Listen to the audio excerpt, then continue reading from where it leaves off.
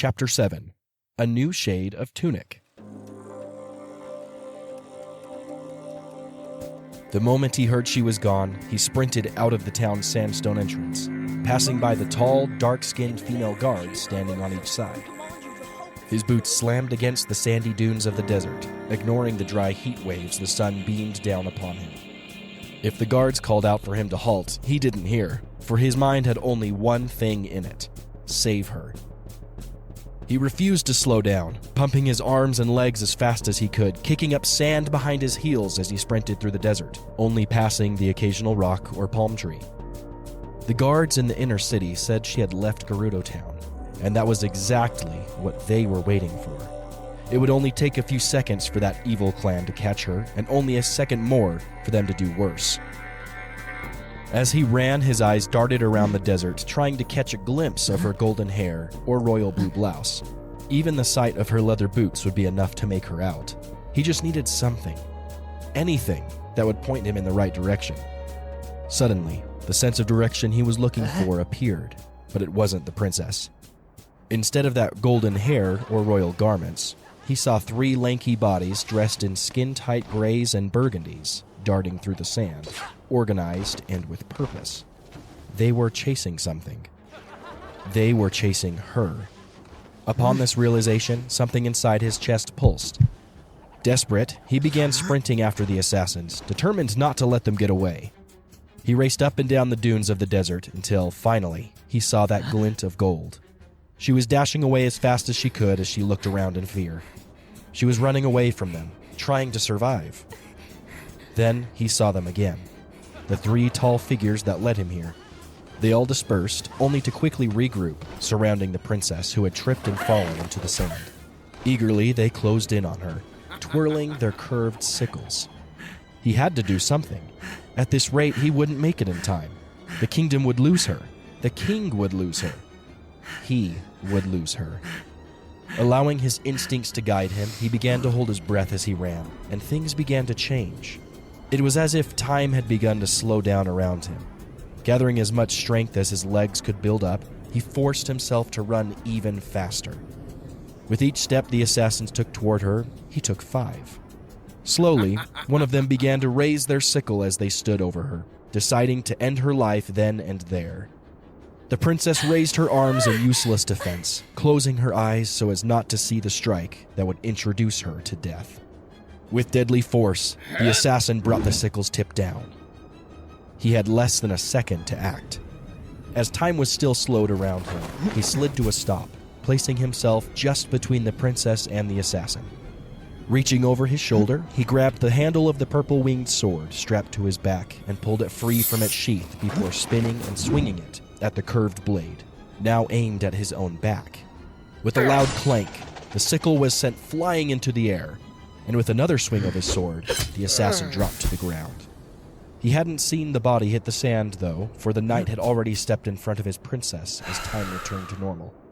Holding his sword ready, he looked right at the assassin's white masks, staring directly into the irises of the inverted eyes that had been applied in blood-red paint. His eyes burned with fury as he stared at the lanky clan members. Seeing as they hadn't backed down, he brought his sword up, giving himself an even sturdier stance, one of power and confidence. At this, the assassins backed up, realizing how outclassed they were. In a puff of white smoke, the 2 in front of him vanished.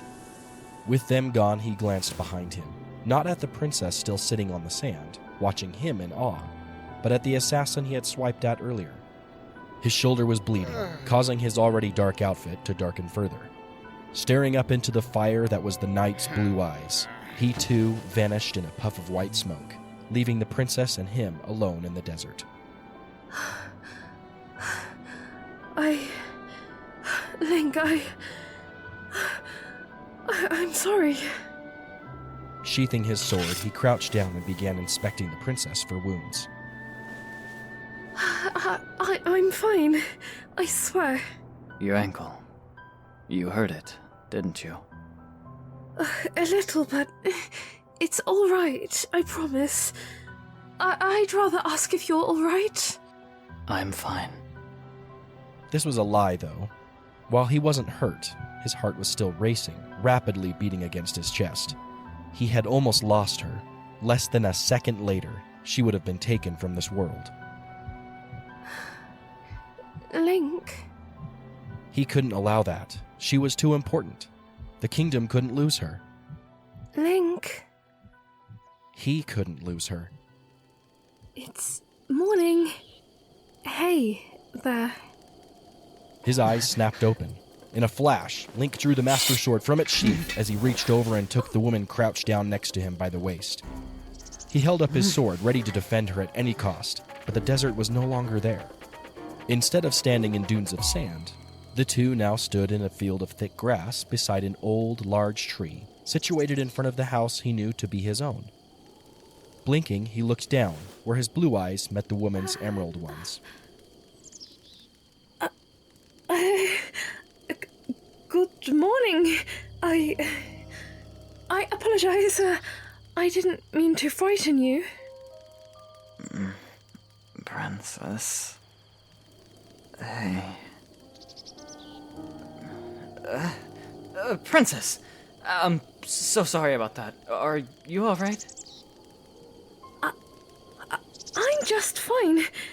And even if I wasn't, it looks like you would have protected me. That makes me feel much more secure, even though I already felt as such. A better question is, are you alright? Yeah, I'm fine. After releasing her waist, Link and Zelda continued to talk, though Link's mind began to wander, remembering the lanky bodies of the assassins that had attacked them 100 years ago. They were still out there, having tried to take his life many times since he had awoken from his slumber almost a year ago. As Zelda began to talk about living in the house with him, something that had taken him completely by surprise, the thought of the assassins never left his mind.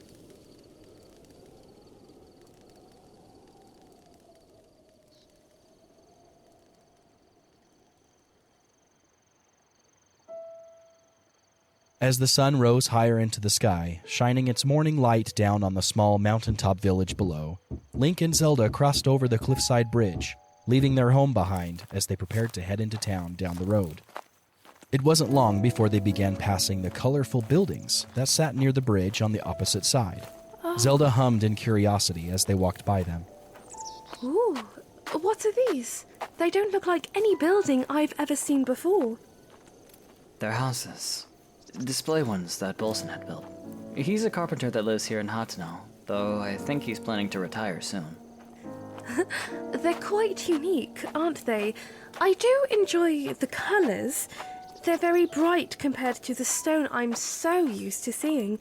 Is the rest of the village built like this? Nope. The rest of the village looks like my house. Well, maybe these houses have been maintained a little better. Arriving at the fork in the road, Link gestured for them to stop, allowing Zelda a chance to take in the sight of the village in its entirety. Her eyes sparkled in awe at the sight. Similar to Link's in design, color, and style, buildings were built along the mountainside, following the natural path that wove to the top.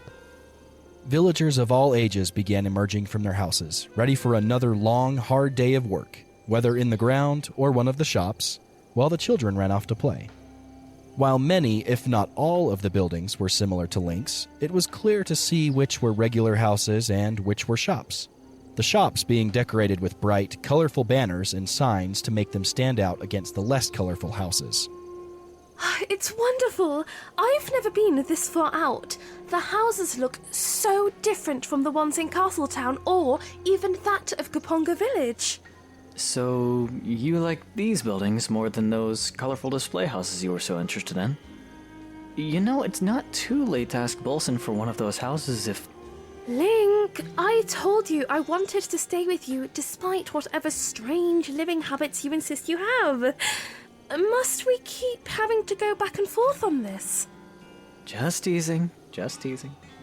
Admittedly, Link was only being half-truthful. It wasn't as though he didn't want to live with Zelda. In fact, he couldn't help but feel as though he liked the idea. And that was what made him nervous. This was a thought he pushed to the back of his mind, though, for there was something more important he felt he needed to focus on more. Hey, I want to talk about something before we head into town. Noticing the stern tone in his voice, Zelda gave him a nervous look. What is it? Link, if this is about us living together, I promise you, I don't have any problem. It's not that. Taking a deep breath, he placed his thumbs between his tunic and belt on each of his sides. He looked out into the village, trying to find the right words before continuing. I think we need to discuss how you're going to go about living here. What's that supposed to mean? I would simply live here, wouldn't I? I know I was born and raised in a castle, but I'm sure I can adjust fairly well to a lifestyle such as this. Wouldn't you agree? That's not what I mean.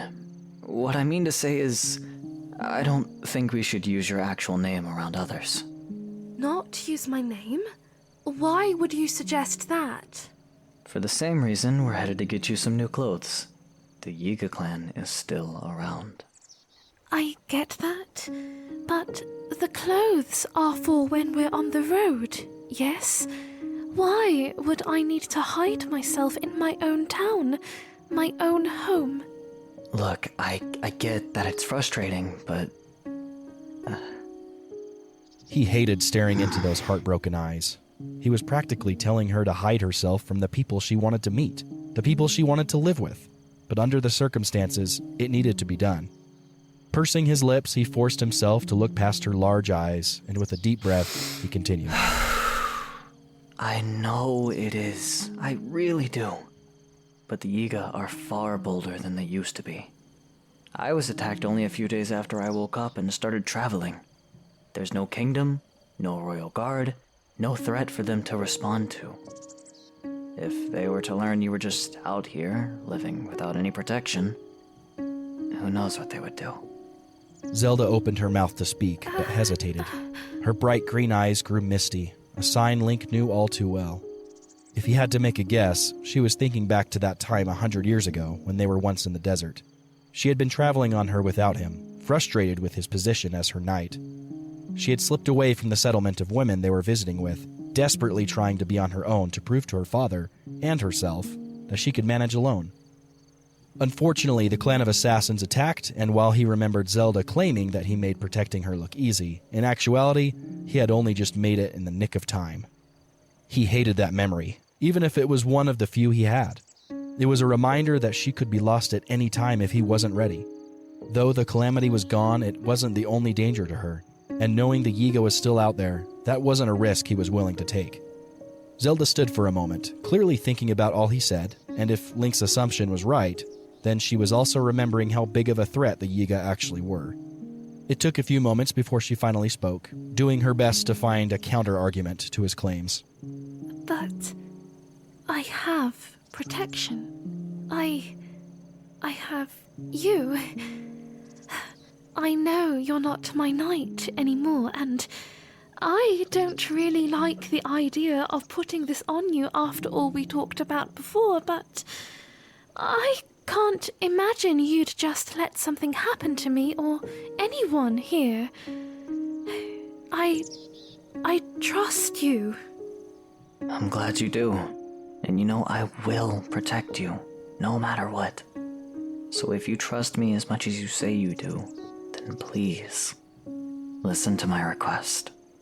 Zelda's face fell upon realizing Link's stance on the matter wouldn't budge. She looked down at her feet before giving a tiny nod. It hurt him more than he would ever let her see, but this was a necessary safety precaution. With his stoic expression still in place, he watched as she came to terms with his suggestion and looked back into his eyes. You're being awfully protective, but I guess it's always been like that, hasn't it? All right, then. If this is what you believe we should do, then so be it.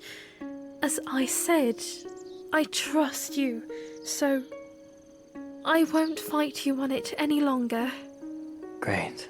Thank you. I really am sorry we have to do this. It's no matter. I understand. Okay, then. What name would you have me be called? What name would I call you? You're asking me? Of course I am. You're the one that came up with the suggestion, yes? It's only fair that you gift me a name. Wouldn't you agree? When you put it that way, it's kind of hard to argue against, but to give you a name? I'm not sure I can come up with a good name. Oh, please. Aren't you the one who gave your horse the name Epona? I do believe that's a beautiful name. And what about the other horses I've seen you name in the past? Yeah, okay, but those are horses.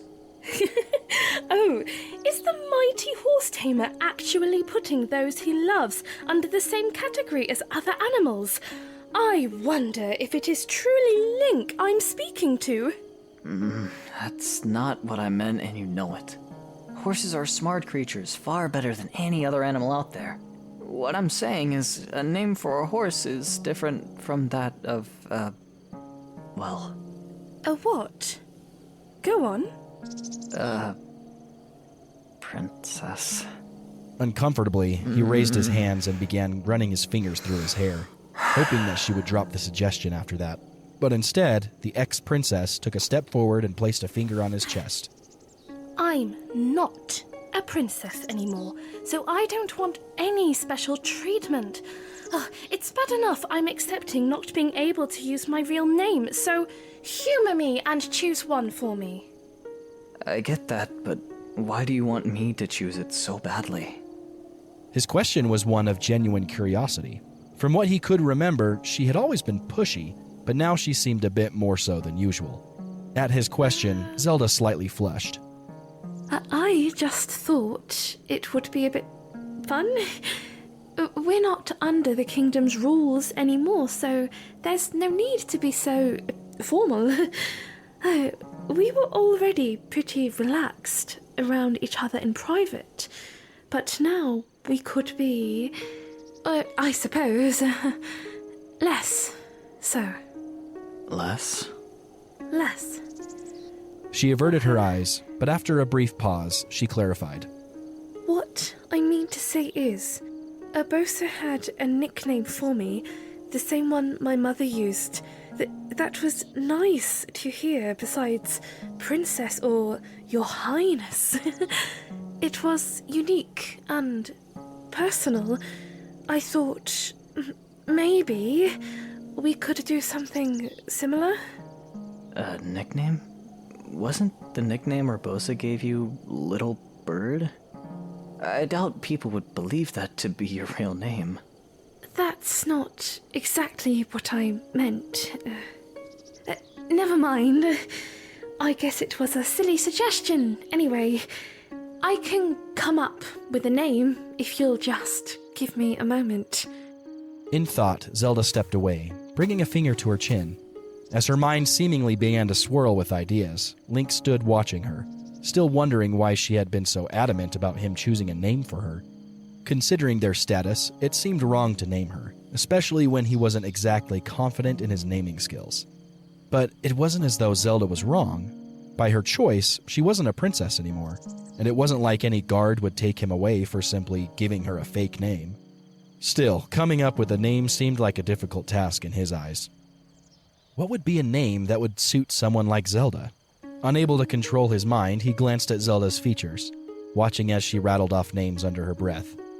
If he had to choose, he would probably go with... Marin? Zelda's pointed ears perked at the sound of his voice. What was that? She quickly turned and stepped toward him again. What was that name you said? Marin? He hadn't intended to be heard, but now here Zelda stood, extremely close to him, staring into his eyes with her large, sparkling emerald ones. After not even a second of contemplation, she gave him a bright smile. Marin! That's the one! It's perfect! Really? Are you sure you want to go with that one? It's honestly just the first one that popped into my mind. I'm sure you'd prefer a name with more thought put into it. I apologise, but I believe Marin has already stuck. Oh, that's the name I wish to go by if I can't go by my given one. Besides, knowing that it was the first name you thought of when choosing makes it a bit more special. At least it does in my eyes. Link stammered over his words, still caught off guard by her sudden acceptance of his name choice, but seeing how brightly she smiled, he relaxed. I guess Marin it is then. I'm glad we've come to a decision. Now, shall we head into town? I don't see why not. Stretching, Link began to follow the path into town, yet paused at Zelda's sudden call. Wait. He stopped the moment he felt a light touch on his arm. Turning, he looked to see Zelda giving him a look, with a hand placed on the sleeve of his bright blue tunic. This name, it's only for when we're in public, right? That was the plan. Is something wrong? No, that's all I needed to know. I'm ready now. With a nod and a tiny smile from Link, the two began to walk down the path and into town. Immediately, the first two buildings Zelda saw on each side of the road interested her. Both were shops, with one having an enormous wooden sculpture of a pot hanging over its doorway with a sign. At this store, a woman who looked to be the same age as her stood in front, sweeping dirt off the entrance mat of the shop. The other shop had a similar sculpture and person in front, though the sculpture at the top looked like a tunic, while the person in front was a large, cheerful-looking man. Curious, Zelda read the signs that were sitting on display. The East Wind General Store and the Ventist Clothing Boutique. These look like lovely shops. They are. And we're actually headed into this one over here. He gestured toward the boutique. Stepping to the left, they headed toward the clothing store, where the man greeted them upon their arrival. Link! Welcome back, my friend! He was a simple man with a receding hairline, and his beard and mustache all connected to compensate. Regardless, his large forehead and chubby cheeks gave him a round, kind face, which matched his bubbly personality. Shaking Link's hand, the man looked over to see Zelda. Now you're a face I don't recognize. This your first time here in Hateno Village? Noticing she was being spoken to, she placed her hands in front of her and bowed. Hello there. Yes, it is. My name is Marin. It's a pleasure to make your acquaintance. Well, Marin, it's nice to meet you. The name's Seldon. Seldon held out a hand. After looking at the hand, Zelda glanced back at Link, who simply gestured toward it. Awkwardly, she placed her hand into Seldon's large gloved ones, receiving a hearty shake in return. Always a pleasure to meet a potential new customer. I'm the owner of this here boutique, though my daughter's the one who actually makes the clothing these days. That is, unless I'm feeling itchy to sew again. Are you two looking to buy some clothes? We are. Do you guys have any Hylian tunics in stock? We certainly do. Just restocked on them, actually. We gotta make sure it stays stocked with how many you tend to run through. Well, it's not for me this time. It's for her. For Miss Marin here? Well, then you're in luck. So if we just finish stitching some up today, just head inside and you'll see them on display. Thank you kindly. The man gestured toward the door, allowing Link and Zelda to pass. But as Zelda pushed the door open to head inside, Seldon took Link by the shoulder and pulled him close. Attaboy, Link! Look at you bringing customers here to the shop. Seldon wrapped his arm around Link as the door closed before them, leaving Zelda inside the shop alone. You two seem awfully close, don't you? Tell me, will you two be traveling together? You could say that. Link furrowed his brow, sensing a similar conversation to the one he'd had with Bolson coming on. The boutique owner laughed. If she's with you, then we'll really have twice the business with how much you tend to buy. Link smiled awkwardly. I guess so. Sorry, Seldon. I wish I could talk more, but I really should be getting back to her. Right. Sorry to hold you up. The bubbly man released Link from under his arm. You take good care of her now. I plan to. It wasn't until Seldon gave him a thumbs up that he realized what the boutique owner actually meant by that. With a sigh, he opened the door and walked through to find Zelda being guided around the shop by another woman. He instantly recognized her to be Seldon's daughter, a woman far smaller than her father.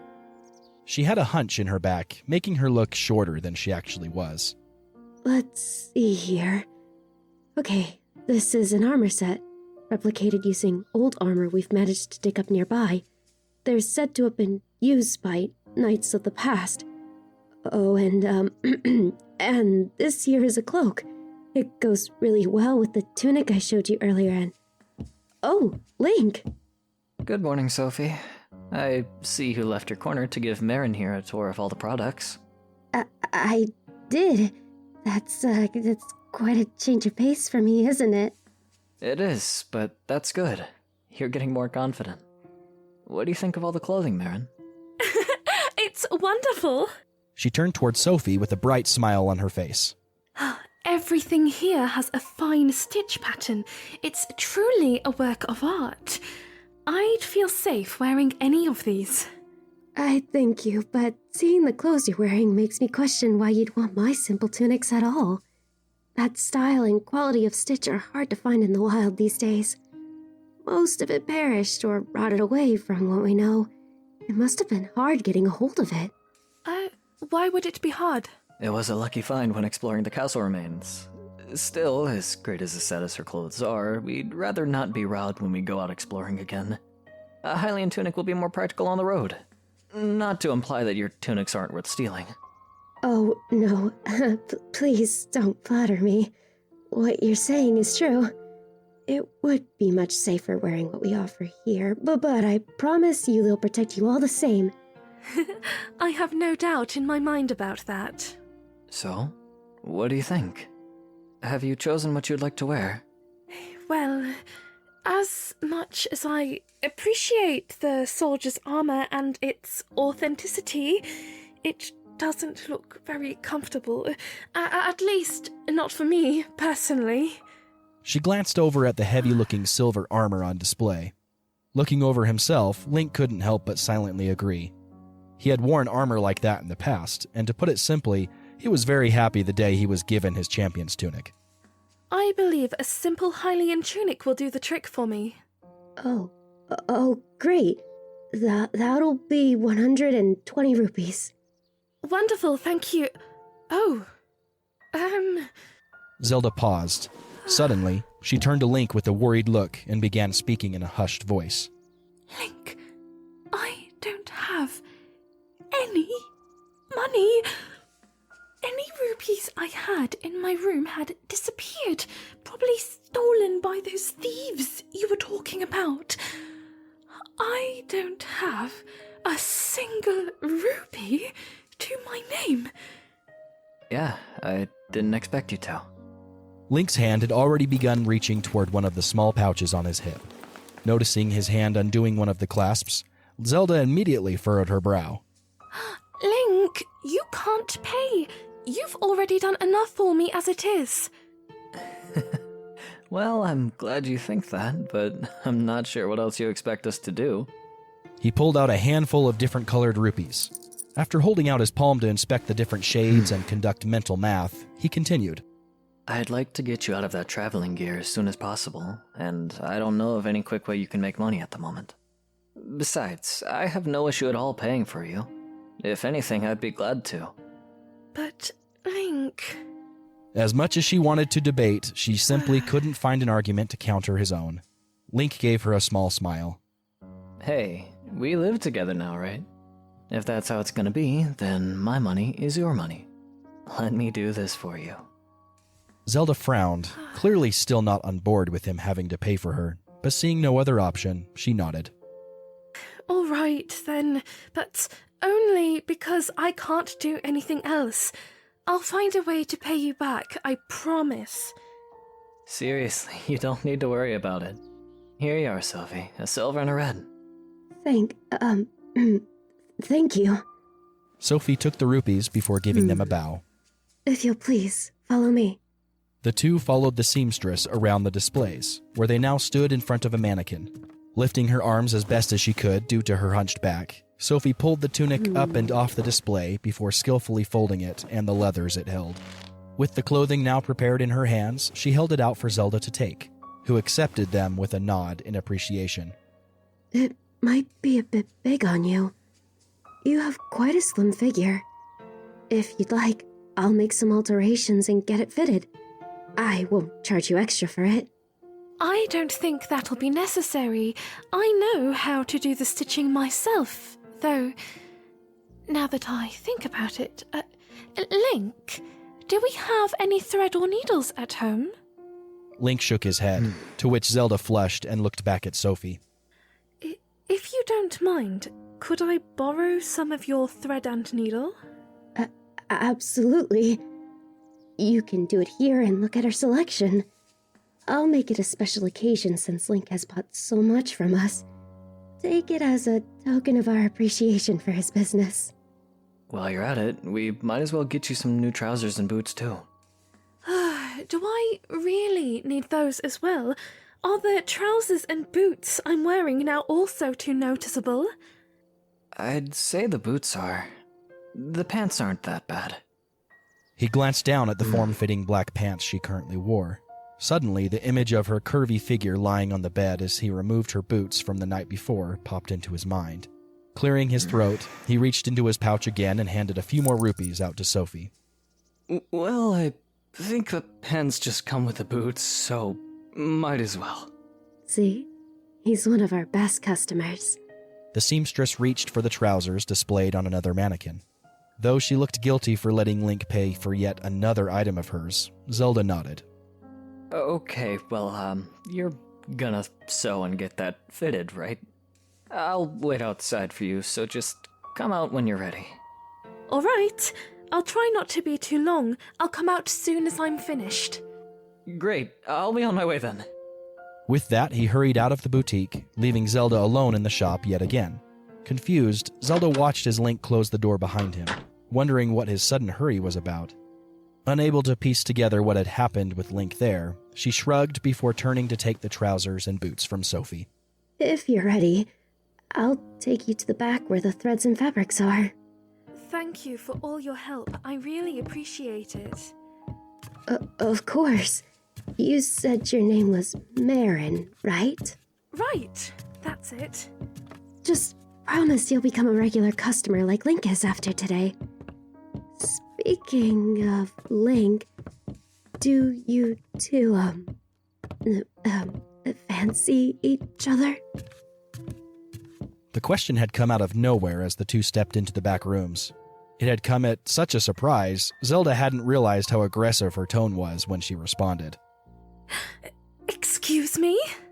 Oh, I'm sorry, I didn't mean to offend you. It's just that I overheard you say you two live together, and I see the way you look at him, so I just assumed. I guess it was out of line to ask. No, I apologize. Your question just caught me off guard, is all. Wait.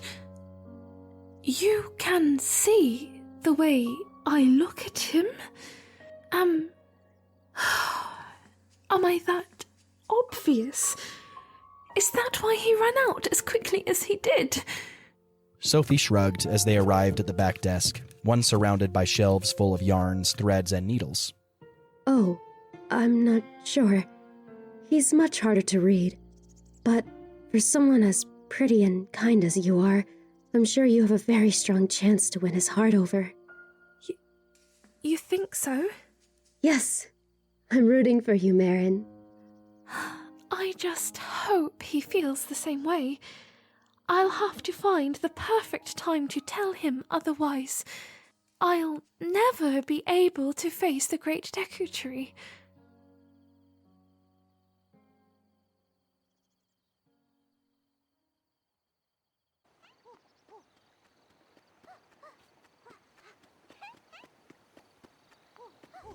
Link stood in front of the boutique, leaning against one of the wooden beams that supported the overhang above. With his eyes closed and his fingers holding the bridge of his nose, he stood quietly in thought as he waited for Zelda to exit the clothing store. What is going on with me? I can't have always had these thoughts. I was a royal guard, a champion, actually. To be thinking about the princess in such a way. Have I ever had thoughts about the princess like this before? I mean, there was that time with the frog. Link! Hey there! Link looked up to see the boutique owner, who had vanished from the storefront, walking toward him with a bottle of milk in his hands. I didn't think you'd be coming back for some time. I went and got some breakfast from the inn. Is your lady friend still in there? Yeah, she's getting some alterations done. Link closed his eyes, trying to drown himself in his thoughts again. Unfortunately for him, Seldon decided to join him, leaning against the second wooden support beam. So, Marin? She seems to be taking up a lot of your time right now. How do you know she's who I'm thinking about? No, come on, Link. I don't think I've ever seen you so serious. You're being cautious of her, aren't you? Only so as not to overstep my boundaries. I think that's the first time I've ever heard you care about boundaries. When you first arrived here, you were in everyone's personal space. And then even after you settled down, you were still pretty close. Now you're standing here all silent and brooding. Come on, buddy, your mind is absolutely full of her. If it is, it's for entirely different reasons. I can't think of many reasons to think so hard about a girl. I can think of a few. This only made the boutique owner laugh even more. To be young. Don't waste your youth, Link. You never know. If you wait too long, you look like me. Old, balding, and with a little extra weight here in the middle. Isn't Sophie your daughter? It seems like you did pretty well. Yeah, because I used to look like you back in the day. Except instead of all this thinking you're doing, I made a move. Right. Am I really acting that different from usual? Oh yeah. Relax, my friend. In the end, she's just a girl. Not one of those goddesses. Though she is quite a beauty, and she seems very kind. So she might be close. You'd be surprised. What are you doing over here anyway, Seldon? I thought you usually stood at the entrance so you could give visitors the Seldon tour. Well, I would, but we haven't gotten very many visitors these past few days. Not after that storm we had. Don't you remember? Well, there was no way you missed it. It was crazy. Thunder was so loud, I'm sure all of Hyrule could hear it. There was one crack of lightning so loud that it was like an explosion had happened far off in the distance. And then all the clouds turned black and purple. And some travelers that stopped by as the storm was going on swore on their shields that there was a pink fire. I find that a little hard to believe even after all that. What do you think? I think they're right. I don't think that was lightning either. What if I told you that big boom was an explosion caused by 4 giant beams of light that were fired at the castle? Then I'd call you crazy like the rest of them. You, I'd almost believe, though, because I know you've seen some crazy stuff on your travels. Well, beams of light big enough to hit the castle? Oh, come on, now you're pulling my leg. I don't know, think about it. It could be true. See? This is the Link I know. Suddenly, the door to the boutique opened, causing Link and Seldon to turn around and look. The golden-haired girl, now dressed in a fresh red Hylian tunic, fitted perfectly to her figure, walked through the door and out into the sunlight. Well, look at you. I see the fitting went well. It certainly did. This tunic is lovely, Sophie. Thank you so much. Sophie, who had followed Zelda out of the door, bowed. Of course. I'm glad you like it. I'll let you use the shop at any time, Marin, so please do pay me a visit. I think having you around boosts my confidence a bit. Link, what do you think?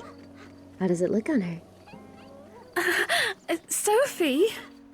Flushing at her question, though now it had been asked, she glanced at Link, who had already replaced his stoic expression. He looked her up and down, praying that Zelda hadn't noticed him take a second more to look at her new form-fitting Hylian trousers. After a pause, he nodded. You look great. He took one last glance at her thighs. While they were still definitely fitted, something about them being a light tan instead of a black made it far more bearable. You really do. Thank you, Link. Collecting herself, she looked down at the neatly folded clothes she had carried out of the boutique, which Link only just now realized she was carrying. I am going to miss wearing these, though. This was my favorite outfit. I'm sure in the future you'll be able to. We just need to find a way to do with them. When we do, they'll be safe to wear. Right, I understand. Oh, will you put these in the slate for me when you get the chance? Nodding, Link took the clothes from her and held them under his arm. Hey, I know that Hylian tunic you have isn't quite the same as those fancy clothes you have there. But why not head to the Kochi dye shop? He can turn that red into a similar blue if that color makes you feel more at home. The Kochi dye shop? At this, Link shook his head. I'm not sure that's such a good idea. Come on, Link. Stop thinking so much and stop being yourself. Have some fun again. Seldon. I'm curious about what this dye shop is. I would love to make this tunic blue if I can. I think that sounds quite lovely. Is there really a problem with me going there? I wouldn't call it a problem. Link paused, seemingly trying to find a proper argument, but after a few moments and a glance at the shop in the distance, he gave a small grin and chuckled. Sure. This could be fun. This'll be really fun, actually. Atta boy! Seldon cheered, patting Link on the back before turning to Zelda. The dye shop is right down the road to the right. I'd give you a tour of the place myself, but I think Link here has that covered, don't you? I sure do. Let's go, Marin, but don't say I didn't try to warn you. Well, when you put it that way, now I'm a little bit nervous. Following Link as he began to walk off, she heard Seldon and Sophie call out in goodbye. After waving back in return, she turned her attention back to Link. Is there something strange at this shop? Oh? Are you turning into a cuckoo? A cuckoo? Nonsense! Why would I be afraid of a simple dye shop? I don't know. You said you were getting a bit nervous. Here we are. The Kochi dye shop. Upon their arrival, Zelda looked up to see the shop in all its splendor. In actuality, it was similar to the rest of the shops in town. It had a large sign and a wooden structure above its doorway, but this one was far more colorful. The sculpture was of 4 vials, all filled with different bright colors. Along with this, the entrance was a large, doorless arch that allowed one to see right into the shop. Suddenly, a voice called out to them. Hey there! Both Zelda and Link looked over to see a woman standing at the end of the large opening. She was a simple woman with hair braided all the way down the back of her head. Link! It's so good to see you! Who's this you've brought? Oh, is she a customer? She's a customer, right? Hey there, Senna. And yeah, that's right. She's a customer. Oh, okay, I've got this. Greeting time! Hun, it's a customer! And looks like she's hungry to have her clothes dyed. I'll leave it to you. Well, what are they waiting for? Send them on in. Looks like he's ready and waiting for you. You can't miss him. Link knows that. With a nod and thanks, Link and Zelda entered the shop, and sure enough, it was very hard to miss the eccentric individual waiting inside. The place looked to be an organized mess. The floor had been splattered with different colored dyes. The walls were lined with cupboards and wall shelves that held different colored fabrics.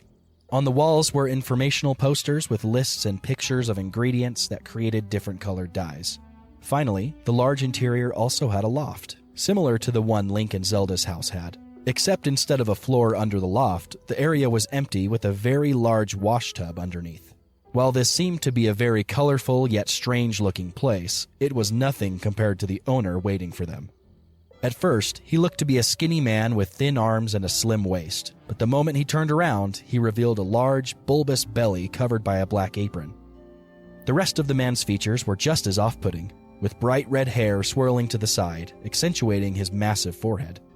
While his forehead was large, his face was rather thin, with a long nose, buck teeth, and rather beady eyes.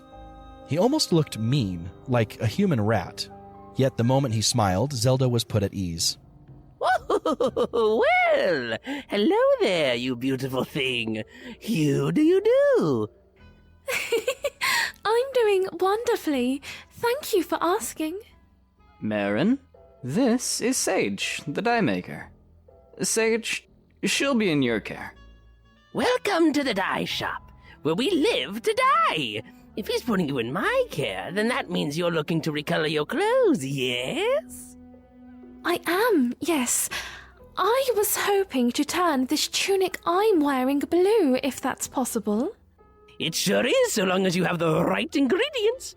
Link usually has a ton on him, so I'm sure he wouldn't mind donating.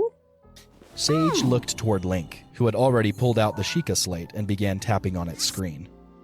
Here, take these. A few items formed from strings of blue lights. In his hands appeared 3 beautiful flowers, with petals decorated with the deep shade of blue, though the buds seemed to hang down, giving them a hook-like shape. He handed them to the dye shop owner. I've got some nice shades here that should do the trick. That's perfect! Now then, you haven't told her how this works, have you? I would never. Smart boy. All right, sweetie. Is the shade of blue a good pigment for you? Wait, just a moment. Link, how does this work? I feel like I'm missing something rather important here. Ooh, sorry, I can't tell you. You wanted to be a normal girl and experience things like others, right? Though she had a nervous look in her eye, Zelda nodded. At this, he began shooing her away, a sign to continue with Sage. A little more guarded than before, she turned back to the rat-like man. That shade of blue is perfect. Wonderful! Would you like the pants you're wearing this color as well? No. I believe the trousers are fine the way they are, but thank you. Hold on a moment. Sage, you're not gonna make her...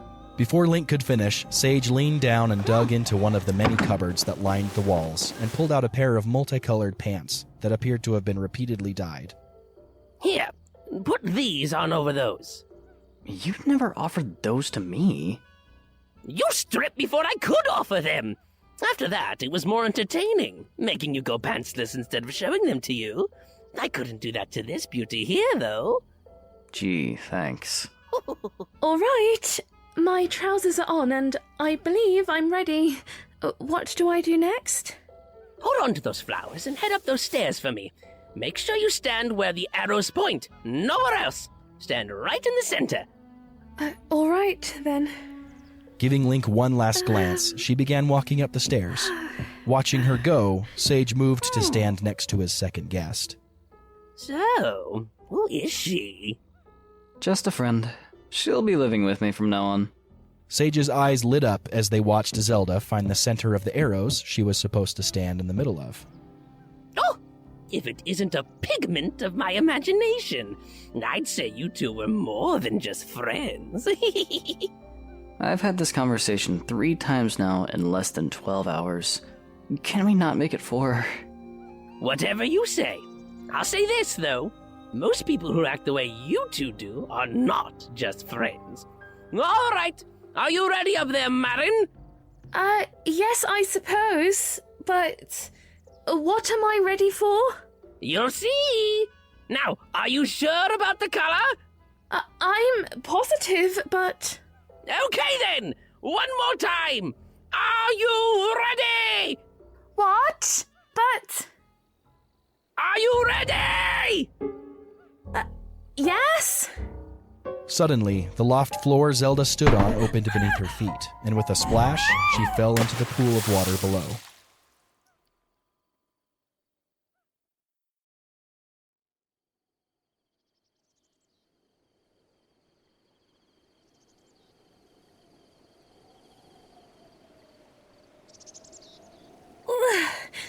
I can't believe you didn't tell me I'd be dropped into a pool of water. With Zelda now wearing a freshly dyed nightshade blue tunic, they walked over an old stone bridge that crossed a river, heading toward the rising mountain road. Link laughed. Come on, Zelda. It was funny. You said you wanted to experience things like normal travelers, and that's how they experience it. So that's how you experienced it then? I sure did. Though I didn't have any pants on. I wasn't told he had a pair to cover yourself with. Still. After a few moments, she began giggling, unable to contain herself. Okay. That was very enjoyable. It was quite a surprise, but I'm glad you didn't tell me. See? I know what I'm doing. You know, it's been some time since I've seen you smile like that. What do you mean? Zelda shrugged and averted her gaze to the chimneys and windmills that decorated the view above as they walked. Ever since I returned, you've been... I'm not sure how to describe it other than cautious. It's like you've been holding yourself back or something. You always talk about my fake smile and how you always want to see my real one. The same thing goes for you, you know. I guess I never really saw it that way. I think I'm just getting used to you being here, is all. Am I bothering you? I did force myself into your home, demanding that I live with you. If I'm making you uncomfortable, I will accept getting a house of my own. No, I'm... The two stopped in the middle of the road. Pausing his words, Link wondered just how truthful he should be. After taking a deep breath, he looked out over the village roofs, now that they stood higher on the mountain. I'm really excited that you're here with me. More so than I expected to be. I didn't want to make you uncomfortable. I'm not uncomfortable at all. It's only day one, but I like it when you have fun with me. You've always been the one who's willing to laugh with me, and even at me at times. You don't need to be so reserved, I swear. Looking away from the village, he glanced her way and watched as she began fidgeting with the corners of her tunic, blushing from the words she had just spoken. After a moment, he nodded. I'll try to loosen up. It'll take time, but I really want you to live with me. You do? Honestly? Honestly. In fact, please don't get a house of your own. Stay with me. Zelda beamed.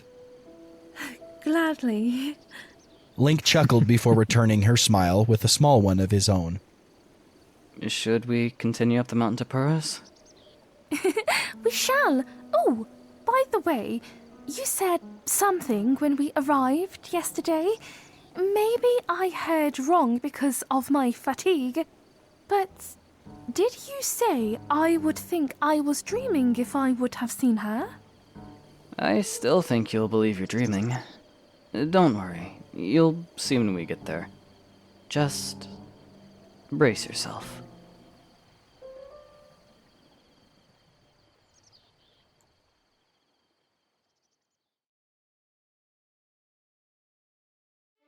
Well, if you're not a pigment of my imagination, you made it to the end of the video! Thank you so very much for watching this chapter of the Couple of the Wild Audioplay. If you found this chapter palatable, why don't you give that like button a hit, and comment down below what your favorite part was? If you want to read ahead in the story, check the link in the description below. If you want more dubbed content, consider checking out the rest of the channel. And if you want to be updated with future releases, make sure to subscribe! Thank you again for watching, and we'll see you in the next chapter. Yahoo!